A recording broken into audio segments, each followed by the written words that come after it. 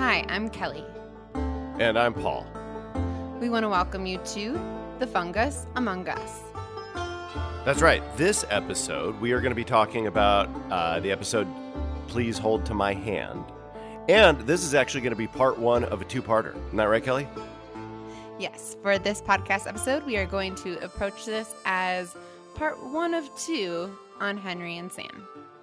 Yeah, we really felt like, especially this first one, Please Hold to My Hand, was so much about setup, and it ended on such a cliffhanger that it kind of was hard to talk about just by itself.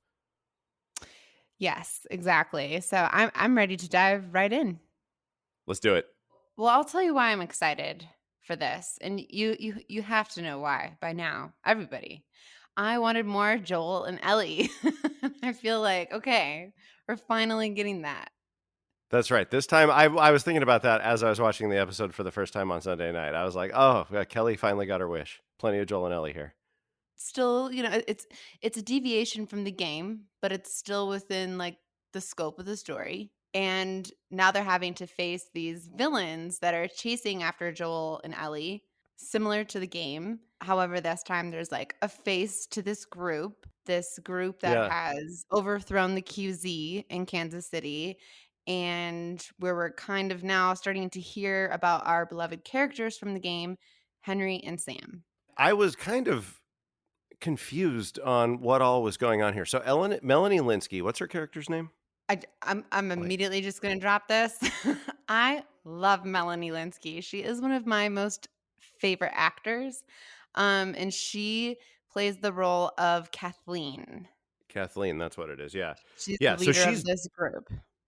right. And that I think probably the biggest departure from the game, because most of the character scenes we get with Joel and Ellie have been translated from the game in some way. The action scene kind of has, but in the game we never go, we never meet the people, the sort of behind this group of hunters that are chasing Joel and Ellie through this section. They're just kind of a bunch of random assholes that you have to fight. And here they're a group with a leadership structure and a plan and a dark secret hidden in their basement, apparently.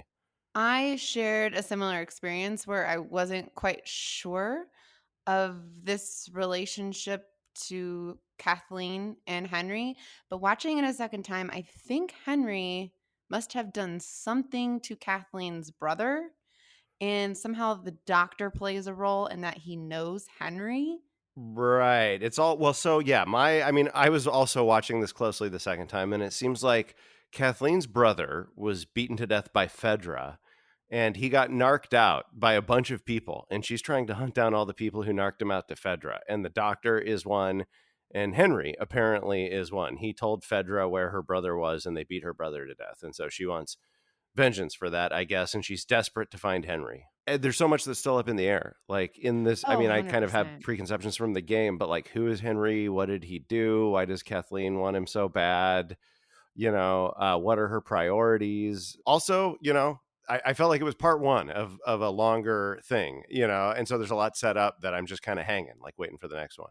What I found really interesting, Neil Druckmann notes that he loves humanizing villains, and he does such a great job at it. For me, I feel like maybe, yeah, right, we don't quite understand Kathleen yet, but clearly she is a respected leader of this group. I really found it interesting. I don't know if you knew this, but Jeffrey Pierce, who plays like her, what would you call him? I don't know. He's like Jeffrey her Pierce. second in command guy, it seemed like, or her right hand man. Did you know that he played Tommy in the game? Oh, I didn't know that. That's cool. I know, right? I was like, that voice too. It sounds very familiar. Yeah. So it was really cool to see that they were able to again bring another actor from the game into the show, just like they did with Yeah. Marlene. Yeah, I love that. I'm excited to see more of his character too. I was really interested in his character because he seemed to have some misgivings. I mean, there's this subtle thing I was noticing where people around Kathleen seem to have misgivings about her. Like when Oh, do you have an example? well, yeah, the first one is when she goes in and shoots the doctor, and the guy who's at the guard outside the doctor's cell gives this look like, what the fuck? Because it's like totally unnecessary, you know? Like she's just shooting the doctor basically because he apparently helped narc out her brother to Fedra, and she's pissed off about it. And at first he's like, "You can't kill me, I'm your doctor." And then when she realizes he can't help any of the people who just got injured because like they're too far gone, she's like, "Oh fuck it, I'm gonna kill him." And then the guy outside the cell's looking at her like, "What?" And then like when later when her buddy, her right hand man, that guy we were just talking about, Jeffrey Pierce, is showing her the floor that's all messed up. Apparently, probably there's some monstrous infection thing coming through. And she's like, "We're not going to tell anybody about this yet. We're going to focus on hunting down Henry, and then we'll worry about this." And he's kind of giving her a look like, "What? Like finding Yeah, no, Henry is more people important seem than to this?" I see what you're saying. People just kinda seem to, like, go along with her, but I mean, it's like, she must have done something for this group, when they took over. I Yeah, mean, well, to have that kind she's of in respect. charge for sure. Yeah, clearly she's earned her leadership role, but I'm suspecting that she's a character who's is blinded by her desire for vengeance. Oh, yeah, and many flaws, many flaws. What the hell was in that basement, Paul? Are those about to be bloaters? That's kinda what I think. I mean, just Like, because in what that is early happening? trailer. Yeah, I know, like, what is coming well, I also wonder if this ties into the whole thing of, like, the fungal networks underground, you know? The Yeah, fungus being among all of them, and, like, maybe this is the some kind of fungus is a among us. that's right, exactly, and, like, maybe this is some kind of fungal tendril that's been chasing them. I'm with you on the bloater thing, though, just because, like, there was that shot in the trailer of the bloater crawling out of a hole in the ground. I immediately thought of that when I saw. For those of you that are not familiar with bloaters, it's like an advanced form of a clicker. So like a super infected Yeah, they get super, zombie, super and it's big, yeah, gross. It's and it gross. was yeah, and they were referenced in episode 2 because Ellie had that line of like, "Oh, are there really, like, huge ones that throw spores at you?" Because that's what the bloaters do. Oh, yeah. And then, like, Tess was like, "I hope not," I think. I wanna jump into something that you and I have previously discussed. Ellie crawling through the spaces and, like, the gameplay. Yeah, I was talking in the first episode about how I was hoping to see, like, video game mechanics in the show, and, yeah, we got that in this episode, scenes where Ellie has to crawl into a place that's too small for Joel to get into and then unblock a door. It Mhm. happens twice in this episode. Speaking, of the game, I am more and more falling in love with these versions of Ellie and Joel. I think what's so fantastic about bringing this show to life is you are able to experience a more like complex, layered version of these characters and like see those moments that you don't really get in the game. I recall there was some feedback, maybe not so positive, that like Pedro Pascal and Bella Ramsey were kind of instructed to not play the game before auditioning. And I am finally beginning to see why they did that, the creators and the director's purpose for it. There's moments with Ellie where I'm like, that's Bella's take on that is a little different than Ellie in the game. I have no qualms with it. I know what you mean. And I think that that really came into focus for me in this episode too. Like, I think in this episode I really kind of got my mind around sort of the different choices that were made with the characters of Joel and Ellie in the show versus the game, and sort of how they are and how their relationship develops and how they are in it. Because in the game, they're both a couple of hard edged survivors that, you know, I think a lot of their relationship in the game is about them mutually agreeing not to connect in certain ways, and kind of bouncing off each other and keeping each other at arm's length. And in the show, I think that they're both a little softer and they're both much more eager to connect in their own ways. Yeah, you're seeing like their vulnerabilities in so many points throughout the story and throughout this particular episode. Well, I mean, I have an example that I think for me is one of the biggest, like this one event, just comparing this one event between the game and the show is a really good illustration of the difference. And that's when Ellie shoots the guy that's attacking Joel. Because in the game, when that happens, he immediately gets up and is all gruff and sort of chides her for Mhm. almost blowing his head off. And then she yells at him for not being more supportive of her when she's just killed her first person and she might have feelings about it. And also for not being grateful that she saved his life. And they kind of fight about it, and then they both get sulky. And it is a really interesting choice. In this one, it's totally different. Ellie In the show. has already taken a life. Yeah, in the show, Ellie has already Yeah. taken a life, we learn, and she's less upset about that. She still has some questions about it. Joel is just plagued with guilt that she had to do that, and he feels like he failed her, and so Joel is already Yeah. like really thinking of her as this kid. He hates that she has to be exposed to these violent things. And so this is a much more vulnerable moment for him than it was in the game. And I think ultimately for her too, because when he apologizes to her, it really penetrates, and she doesn't say anything, but she starts crying. And it just Yeah. is the beginning of these characters really already like sort of being vulnerable to each other in a way that it took a lot longer for them to get there in the game. It did. After that car crash and, Joel having that shootout with these villains, I thought, what a cool, interesting choice to have her take out the knife. I was expecting, just like in the game, she's always like fighting off villains before she gets a gun in the game with the knife. And it immediately just cuts to she's going to use the gun to shoot this person that's trying to kill Joel.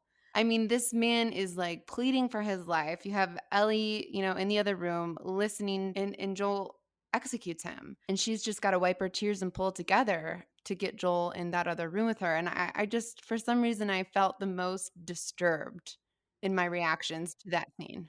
I hear you. I think that was the intent. I think that Yeah. the creators wanted us to feel that way. I didn't. I don't know. Maybe I'm cold hearted. Maybe I'm emotionally detached. Maybe I'm unrealistic. Yeah. But Yeah, that's true, guys. my shut up. But my reaction was, I was like, well, yeah. I mean, it's a bummer. Like, I get that this kid's a human being, but like these people did just try to kill them. I mean, what what does this kid expect?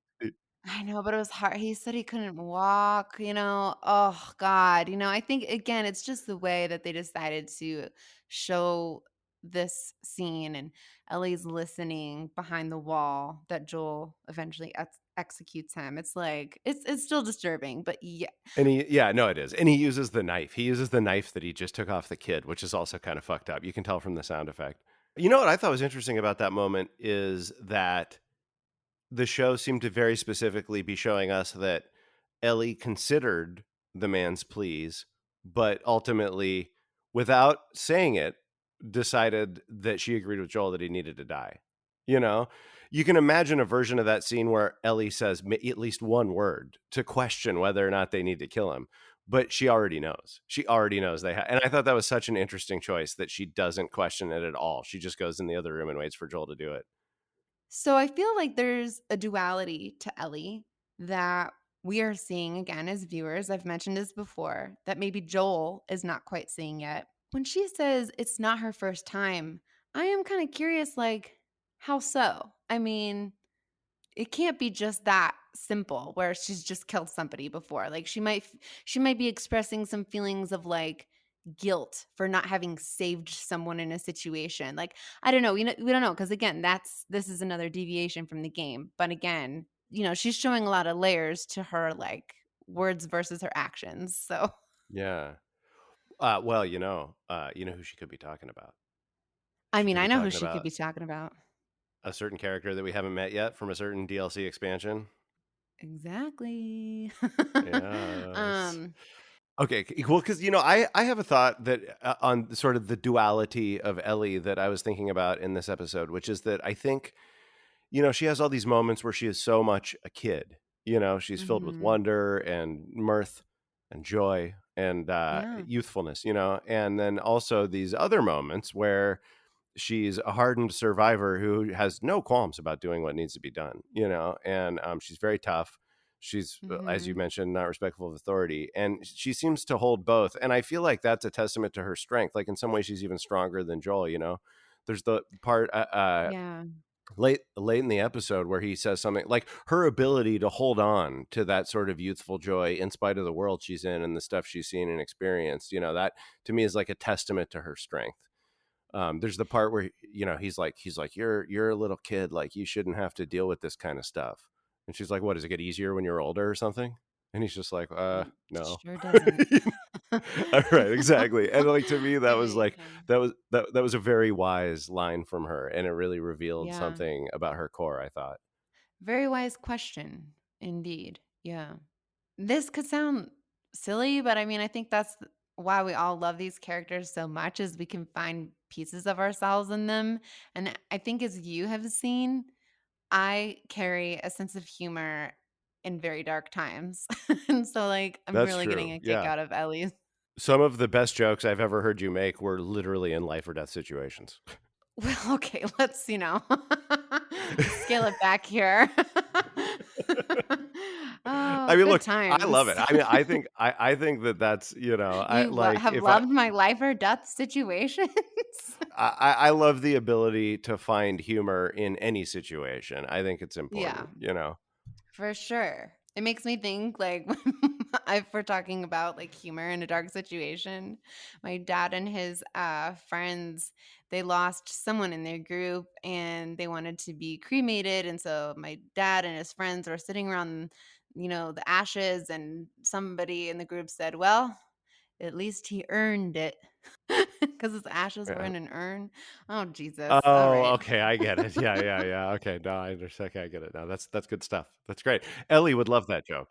Yeah, speaking of puns, we gotta circle back to that. They have been hilarious. I was so thrilled when she opened up that book.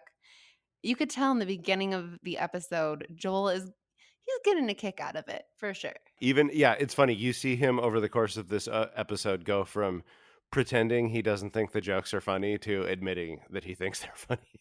I love Pedro Pascal's performance. Is one of the first scenes where she tells him a joke. I think it was I don't remember which joke it was, but you see Joel process it, realize she's telling the joke, and then he kind of looks off into space for a second like he's thinking about the pun, and you see him get it, and then he kind of like you don't see him smile, but you see him like He kind of decide registers not to it. smile. Yeah, he Yeah. registers it, and you can kind of see that he's like trying not to show that he's amused.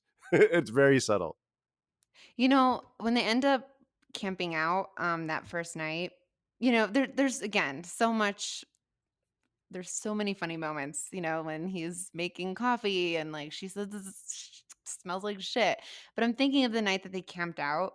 Ellie's starting to question the world around her, worried about the infected coming, but Joel makes it very clear it's not the infected, it's people. And as they're falling asleep, you can start to see that Ellie is scared because she asks Joel, like, do we need to worry about these people? And he was like, no. They fall asleep, and you can see later on, after Ellie has fallen asleep, that Joel is on the lookout. Yeah. Like, he can't not protect. I feel like they've kind of done it in each episode where things come full circle. So that night that they camp out and she tells a joke as they're falling asleep, it also ends with them, falling asleep and she pulls out another joke that I mean just has me in hysterics. Do you remember the last To- joke she shares? The one from the end of the episode? Yeah. Yeah, of course. Yeah, it's the diarrhea one. Runs in your genes. I know that you're a huge fan of diarrhea humor. I'm really not. I mean, um okay, you can say that, but all I know is that every time I've ever made a diarrhea joke, you've laughed, and you've made a lot of diarrhea jokes, more than anyone I know except you know what's possibly so Brian. cool, everybody? I'm editing this out. No. I really think you should leave um it in. I think the viewers want to know about your penchant for diarrhea humor. I mean, come on, okay, that's you know funny. what? We're done. We're done. We're done. We're done. We're done. Another thing about the game that I'm, like, finding myself think about in the show is it's so easy to, like, as you're playing Joel, to, like, fight off 12 clickers, and they're running for, like, what can seem a very long time for a very long distance through, like, a forest, And to see Joel in the show struggle with climbing the stairs, I am a little bit like, "Come on, man. Yeah, like, keep it up." I'm like, "This is getting too real," you know? Yeah, those stairs kicked his ass, but that's just real. I mean, the dude, he's 57. I love that. That was like, I love that moment where he calls her out. 56. He's like, didn't he say 57? I thought he was 56. 20 years later, 36, 56. I think no, but I think the line was. I think he said the line that he was 57. Either way, he's in his mid Yeah, 50s, yeah. and I love the part where she's like ribbing him about getting tired. He's like, I'm 57, you little shit. So, yeah, I mean, I could see how ultimately this episode it was like a setup for you, but for me, it was finally like we're diving into Ellie and Joel on their journey. For sure. And I think that, yeah, like all the stuff about Henry and Kathleen and the people hunting them, like all that is still up in the air. But I feel like this episode was like a self contained, very coherent little arc of like Joel and Ellie really cementing. Like, I feel like what that was the arc of this episode was their relationship moving to family, moving Friends. from, friends or family. I don't know. I mean, I think it's family and they just don't know it yet. But either way, yeah, it's like Yeah. there was a big transition in their relationship in this episode. And that was kind of the arc. Yeah, so that was really important for me. I was so eager to see it happen soon, and I'm glad it did in this episode. It really sets it up for whatever is about to come next. I think that's for sure because we have Melanie Linsky playing Kathleen, like this ruthless person who's clearly, just gonna shoot someone, even her doctor. I mean, they could be in some serious trouble. Yeah, no, for sure. Wait, So who's they? You mean Kathleen's people or some Joel and Ellie? Or really everybody's in I trouble? guess everyone is in some serious trouble, but I think because they set up their relationship so well that it's going to make the stakes that much higher for what's to come with Kathleen. Yeah, no doubt about that. You know what I think would be funny is if, like, in the next episode, one of Kathleen's people gets like a compound fracture or like appendicitis or something, and is like in really bad trouble, and they're just like, "We need a doctor," and she's like, Um, whoops. yeah, funny story." And everyone just goes along with it, like you said. I am thrilled that we are introduced, albeit a very short introduction, to Henry and Sam. They certainly left an impact on me in the game. Very curious to see what they do with it in the show. Yeah, me too. I'm really excited for them. And, this was an episode where when it ended, I was like, what? I was like, that was the end? I thought I was only like halfway through it. So it was a testament to how just propulsive and engaging the storytelling was. That's true. Because at the end of the show, you really get this release from Joel. Speaking of diarrhea. When I told you she liked diarrhea jokes. I think You we can't would be resist. great friends with Ellie. Um, I think so too. I just found it unique, I think similar to the last episode with Bill and Frank, how things sort of come full circle, where they kind of end where they begin. Joel and Ellie climb the stairs, they find a room to hide out in, and as they're falling asleep, Ellie, in this flat tone manner, says and delivers the diarrhea joke. And it just like gets to Joel. And I feel like for the first time in a long time for Joel, he's coming up for like oxygen. He's in the present. It's just so nice to see him laugh. And I was laughing too. And there was something about in that moment where he's like, "I'm losing it," and Ellie's like, "Yeah, man, you really are." And then they both laugh at that. That just felt like there was so much in that moment that I felt was unspoken, Oh, yeah. sort of almost like she kind of understood that like, yeah, and it kind of makes me wonder, like, this whole thing, like, was Ellie sort of intentionally trying to draw him out of his shell with the jokes in this episode, like how yeah, I'm starting to wonder if this show's interpretation is that she has this awareness, sort of this instinctive awareness of how withdrawn and injured he is, and she's actively trying to coax him out, and then did at the end of the episode. I am very curious to see how the show is going to unfold, especially now that Henry and Sam are in the picture. As always, we want to thank you for tuning in to The Fungus Among Us. Thanks, guys. We'll see you next time.